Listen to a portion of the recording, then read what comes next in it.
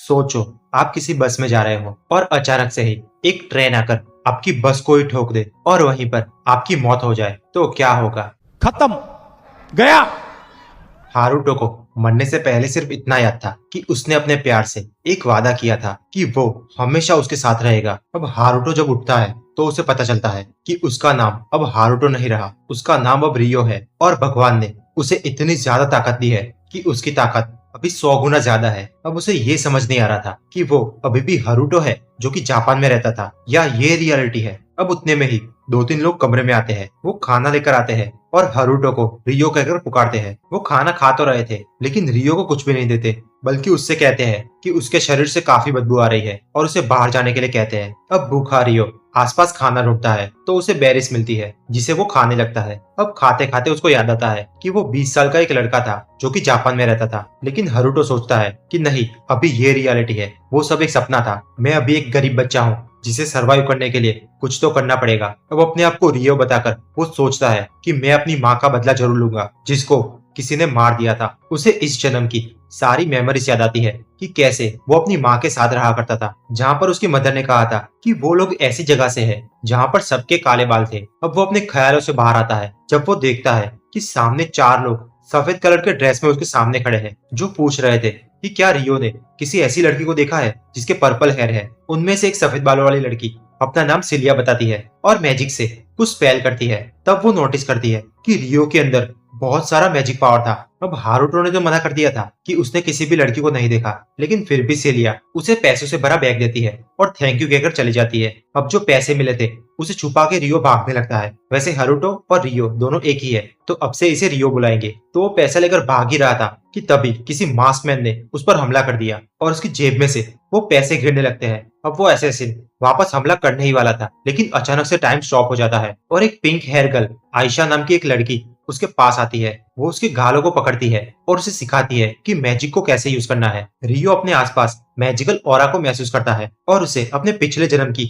Martial art की technique याद आती है। अब मैजिक और मार्शल आर्ट के कॉम्बिनेशन से वो उस बंदे की खटिया खड़ी कर देता है। अब उसे मजा चखाकर वो चैन की सांस लेने ही वाला था कि तभी उसे एक आवाज सुनाई देती है। वो एक बैग के अंदर एक पर्पल हेयर गर्ल को देखता है जो कि तुरंत ही बेहोश हो जाती है। अब रियो सोचता है कि चलो इसे कहीं ले जाओ, लेकिन तभी वो सफेद कपड़े वाले लोग आ जाते हैं। उनको लगता है कि इसी ने शायद इसे किडनैप किया होगा और बेचारे को कासल ले जाते हैं। मीनवाइल जहाँ पर रियो पर हमला हुआ था, रॉयल गार्ड वहाँ पर जाके इंस्पेक्शन करते हैं और वहाँ उन लोगों को वो मास्क मैन मिलता है जिसने रियो पर हमला किया था। अब वो लोग उससे कुछ पूछे उससे पहले ही एक रेड हुडी वाला बंदा एक लाल चमकीले पत्थर को क्रश करता है जिससे इस बेचारे की तुरंत ही मौत हो जाती है। अब एक तरफ कासल में रियो को बहुत ही बुरी तरह से टॉर्चर किया जा रहा था। बाय द वे, इसका नाम चार्ल्स था जो कि वाइस कैप्टन था। वो चाहता था कि रियो एडमिट कर ले कि उसी ने उस लड़की को किडनैप किया था जो कि कासल की प्रिंसेस थी, पर रियो कहता है कि वो बेकसूर है। अब एक तरफ राजकुमारी जिसका नाम फ्लोरा था वो अपनी नींद से जागती है।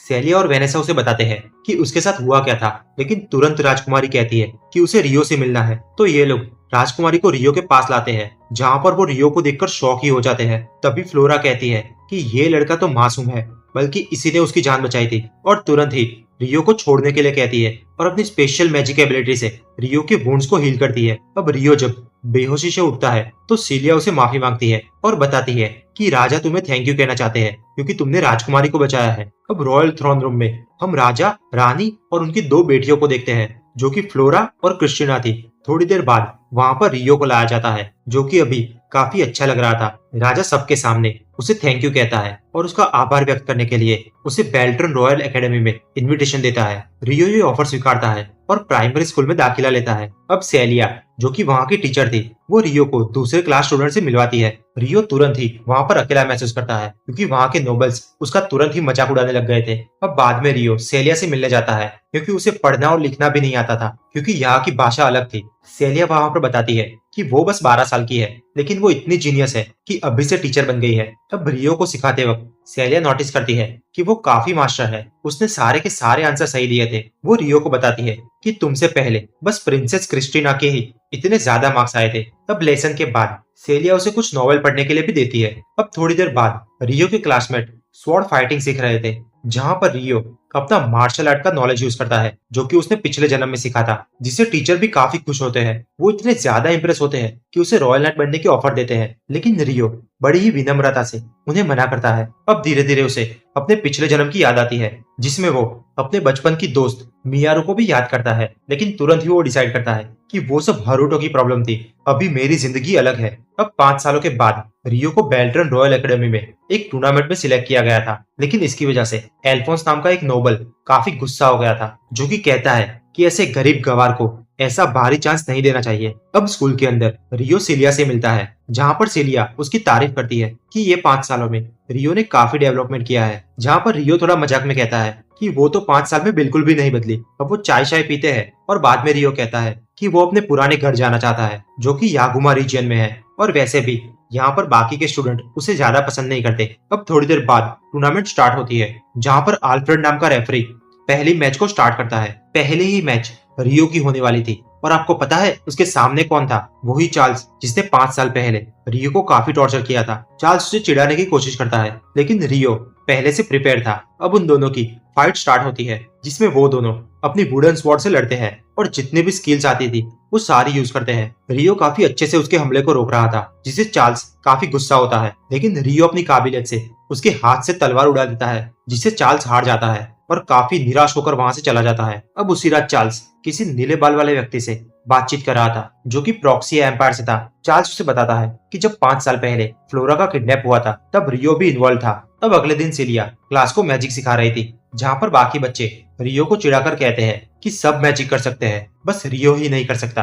अब रियो उनके जैसा मैजिक तो नहीं कर सकता था, लेकिन एक स्पेशल टाइप का मैजिक करता है। ऐसा लग रहा था कि रियो को भी पता नहीं है कि उसके पास कैसी कैसी एबिलिटी है, इसीलिए वो सबसे अपनी एबिलिटी छुपा रहा था, क्योंकि वैसे भी उसे अभी कोई अटेंशन नहीं चाहिए था। अब क्लास खत्म होते ही स्टुअर्ट नाम का एक लड़का रियो पर इल्जाम लगाता है कि वो क्लास की दूसरी लड़कियों को फंसाना चाहता है, लेकिन सिलिया तुरंत ही ये सब अफवाह बताती है। तो ये रियो को फाइनल वार्निंग देकर जाता है कि वो उसे गुस्सा ना दिलाए, क्योंकि वो एक पावरफुल खानदान से है। अब थोड़ी देर बाद स्टूडेंट प्रैक्टिस के लिए बाहर जाते हैं। उनको एक टीम की तरह काम करना था, क्योंकि उन लोगों को एक माउंटेन फॉरेस्ट में जाना था। आल्फोन टीम का लीडर बनता है, और वो रियो से कहता है कि सबके बैग्स उठाए, क्योंकि वैसे भी उसके पास कोई भी मैजिक करने की क्षमता नहीं है, तो मॉन्स्टर से लड़ने में वैसे भी वो कुछ काम नहीं आएगा। अब रियो को पता था कि वो उसे पसंद नहीं करता, लेकिन फिर भी वो सबके बैग्स उठाने के लिए तैयार हो जाता है। अब रास्ते में उन लोगों का सामना गॉब्लिन से होता है। अब छोटी सी लड़ाई के बाद इन लोगों की जीत हो जाती है, जहाँ पर हम देखते हैं कि कोई उनका पीछा कर रहा है, जो कि वही बंदा था जो चार्ल्स के साथ उस रात को बैठा था। उसे पता था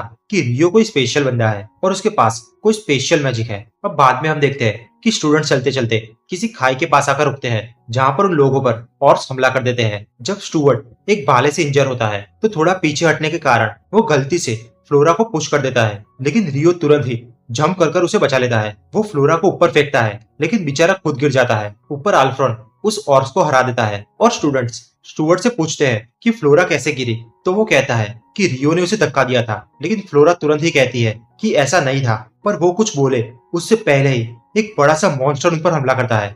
जब इनको पता चलता है कि ये लोग उसे नहीं हरा पाएंगे, तो स्टूडेंट्स भागने लगते हैं, पर फ्लोरा वहीं पर रुकती है ताकि वो सबको हील कर पाए। अब उस मॉन्स्टर की नजर फ्लोरा पर जाती है, वो उसे मारने ही वाला होता है कि तभी उसका हाथ कट जाता है। हम देखते हैं कि वहाँ रियो आया था। वो फ्लोरा से भागने के लिए कहता है, वो एक ही सेकंड में उसका गला काटकर वहां से चला जाता है। वो भागने लगता था क्योंकि बाकी के स्टूडेंट को ऐसा लगता था कि उसी ने फ्लोरा को पुश किया है। अब थोड़े दिनों के बाद रियो का कोई अता पता नहीं था, जहाँ पर सिलिया सुनती है कि स्टुअर्ट के फादर बता रहे थे कि पब्लिक में अनाउंस किया जाए कि रियो ने ही फ्लोरा को पुश करने की कोशिश की थी।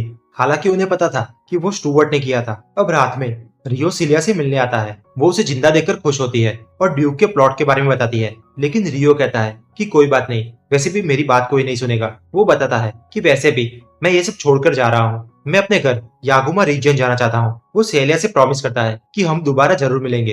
अब ऐसा सुनकर सेलिया का दिल टूट जाता है, क्योंकि ऐसा लग रहा था कि वो शायद रियो से प्यार करने लग गई है। अब आगे रियो की जर्नी कैसी रहती है वो तो हम अगले पार्ट में देखेंगे। तो अगला पार्ट चाहिए तो कमेंट में जरूर बताना, और वीडियो पसंद आया हो तो एक लाइक कर देना। और मुझे पता है कि सब्सक्राइब तो आपने कर ही दिया होगा, है ना?